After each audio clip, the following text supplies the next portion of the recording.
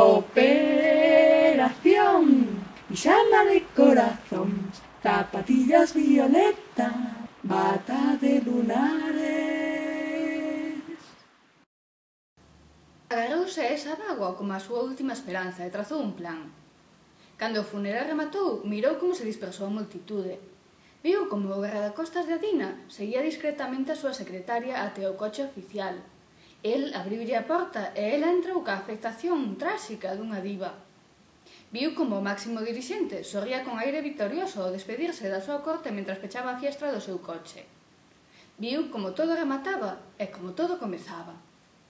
A súa filla agarráballe a man con forza, mantendo cos pés na terra, devolvendo á realidade, atopando un sorriso entre a desesperación. Volveron para a casa baldeira, a casa na que Beda botaba de menos a Adina, a casa que lle axudou a dormir mentras León rebuscaba entre as cousas da súa muller para encaixar as pezas do seu plan. No ordenador, na axenda, nos arquivos, foi atopando a información imprescindible para entender o que estaba pasando. Atopou un dossier con fotografías do seu axudante en reunións clandestinas co máximo dirixente. A terceira dirixente tamén estaba ali. Posiblemente Adina tería sospeitas do que lle esperaba, ou posiblemente andaban tramando algo e ela estaba sobre a pista. Tamén atopou os enderezos e os teléfonos de toda a xente que lle interesaba para o plan que trazara. Chamou a coidadora e despediuse cun bico da súa filla dormida. De incógnito, presentouse na casa da secretaria da súa muller. A ela non lle gustou velo ali. Dentro escoitábase o ruído dunha persoa, que León supuxo que era o guardacostas, pero non fixo caso. A el o que lle interesaba era aquel atisbo de preocupación que lle vira no funeral. «Que estás facendo aquí?», preguntou Marta, a secretaria. «Quería falar sobre un asunto», respondiu León. «Non me parece un momento oportuno. Eu aínda estou tratando de asumir a situación. Non me apetece falar diso agora», dixo Marta con afectación. «É urxente. Déixame pasar antes de que comecemos a chamar a atención», ordeou León. «Se non querías chamar a atención, viñeras antes. Como me vexen deixando entrar...» Non rematou Marta mentras o deixaba entrar. A casa de Marta non era tan modesta como cabía esperar dunha secretaria, aínda que fose dunha dirixente do goberno amarelo. León pensou nada máis ler o enderezo, pero supuxo que vivía ali por proximidade a súa muller. Seguramente entraba dentro da estrategia do goberno. Non eran frecuentes as reunións fora de hora, polo menos as que involucraban as secretarias, pero igual debía estar disponible. Desbotou semellante idea en canto Marta pechou a porta. A casa non era unha das casas das persoas do goberno amarelo.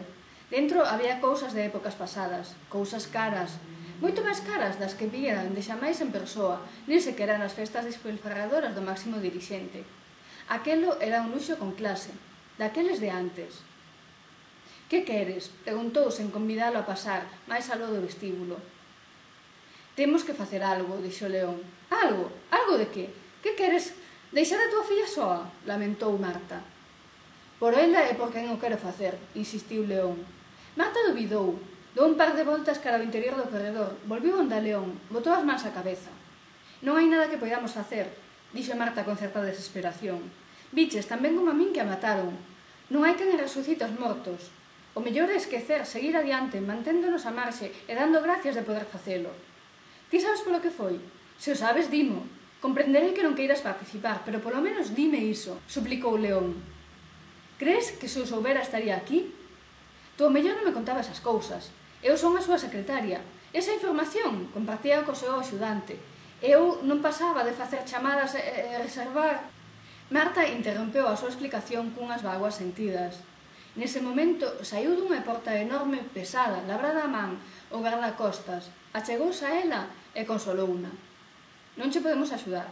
Non nos compliques tamén a nós. Asúmeo. Tua muller sabía cales eran os riscos. Todos o saben», dixo o guardacostas. A León pareciulle mala a frialdade con que falou aquel home, aínda que sabía ben que tiña razón. «Sei que ten que haber algo que poidamos facer, seino», dixo León. O guardacostas colleuno polo brazo e faloulle claro. «Di moito a teu favor que esteas tan afectado, pero Adina non era ningún anxo. Tiña tantos inimigos ou máis que calquera, e asegurocho que os ganou a pulso. Para vos era unha perda, pero non estou seguro de que o sexa para a humanidade». León viu unha mirada de Marta que non compartía o que aquel home dicía, aínda que sabía ben que tiña razón.